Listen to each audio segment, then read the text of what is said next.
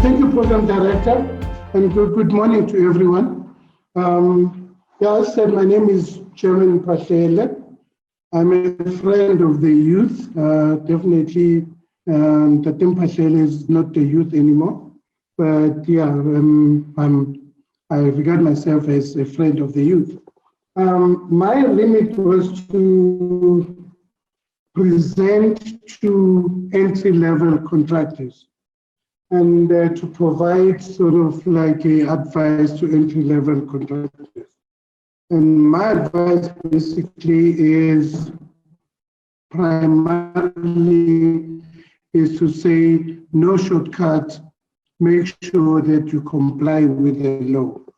And that is basically the remit of my presentation.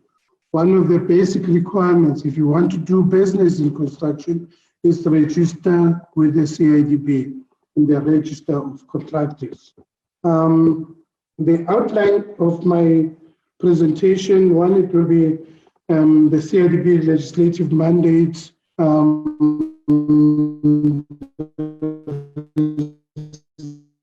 requirements, the new developments, and then concluding remarks.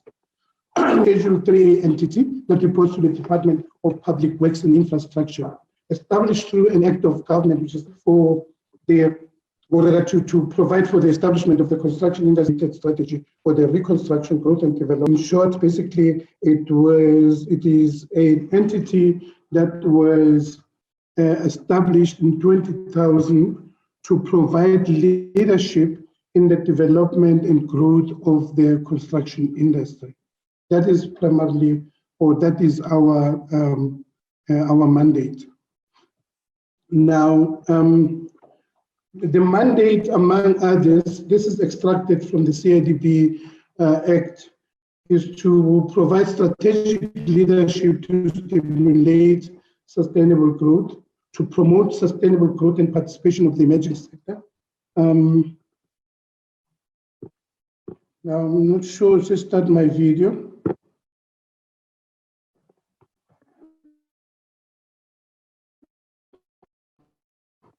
Okay. I will oblige. And to prove the performance of the of policies and ethical standards in the construction industry, monitor and regulate the performance of the industry, including the registration of projects and contractors. The main focus really of the presentation will be on the register of contractors. Now, the CIDB has a footprint in all 9 provinces. We've got offices in the Eastern Cape, they're at Bishop. In the Free State is Bloemfontein, Gauteng, Pretoria, KwaZulu-Natal, which is currently completely looted. Our office is currently closed in Durban. It was completely looted, all computers, including even kitchen utensils. Then we have our office in Limpopo, Polokwane, Mpumalanga, situated in Nelspruit, Northwest, Mabatu, Northern Cape, Kimberley, and in the Western Cape, in Cape Town. What is important is that we've made our offices more accessible to our stakeholders. So if you want to, although we're providing a lot of services online, also which has came, it has the convenience of the contractors, and also to avoid, or rather to decongest our offices because of, to avoid, or rather to comply with the COVID protocols. But this is also an understanding that we do have contractors who want to have physical contractors with their service providers, or rather with our offices. So hence initially we had only one office, which was, the services were centralized in Pretoria, and we've decentralized now to provincial offices. And we are currently also working at capacitating all these provincial offices in order for them to perform, to become like fully fledged CIDB offices in the province. Currently, we have also decentralized the assessment of application, which is now currently also being done in the provincial offices, while hitherto the all assessments were done at head office. Now, I said the focus really is to provide advice on complying with the law. And we're saying here, no shortcuts. You are advised if you really want to build a sustainable business, you need to comply with the law. We need to register with CIPC, register for income tax, register for unemployment insurance, register with the Commissioner in the Deference to Court Act, and need to have a valid bank account and register with the CIDB Register of Contractors if you want to do business in the construction industry. Now, the Register of Contractors, what is it? Now, the Register of Contractors was established to facilitate public sector procurement and, among others, also to promote contractor development. And any contractor may not undertake or carry out or complete construction work or portion thereof for public sector awarded in a competitive tender or quotation unless he or she is registered with the CIDP. That is very important. You may not undertake any work within the public sector if you're not registered with the CIDP. So the purpose of the register really was to support risk management, enable effective access by merchant contractors to available work, as well as development opportunities, record performance of the contractors, promote minimum standards and best practice, store and provide data on the size and distribution of the contractors operating within the industry. That's a very important point because many clients nowadays, for them to come up with a evidence-based interventions, the starting point really is to do an analysis of the distribution of the contractors across the classes of work and also in terms of their location, so as to have targeted development intervention. You need to know where are the gaps in the industry. And for you to identify those gaps, the CIDB Register of Contractors provided data that enables you to plan accordingly. Now, I did say that registration with the CIDB is mandatory in the public sector, and especially for all those entities that do business with the public sector, but in the private sector it's still optional. I'm saying it is still optional because we are currently looking at amending the regulations to extend our mandate also to the private sector, or rather to extend the application of the register of contractors to the private sector. Now, also managing and maintaining a register of projects. A register of project, it gathers information on the nature, value, and distribution of projects and provide the basis for best practice project assessment scheme. I will touch on the benefits of this register of projects in the later slides. The impact of both the register of contractors and the register of projects is that it has reduced tendering cost. It also helps to build a repeatable track record.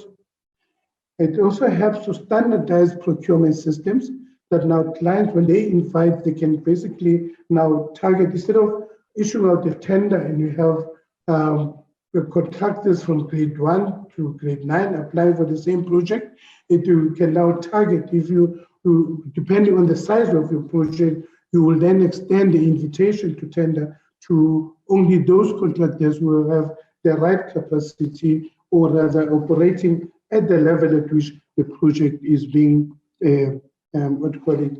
issued out. And also helps clients to identify developmental gaps and to address and how to address them. I've already mentioned that point. In terms of the classes of work, we're grading according to the following classes of work.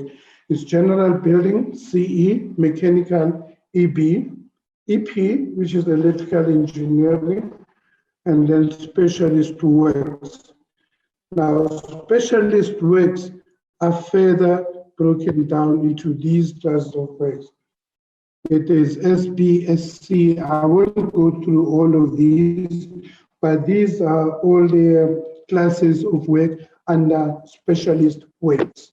Okay, in terms of the grading method, we look at the works capability.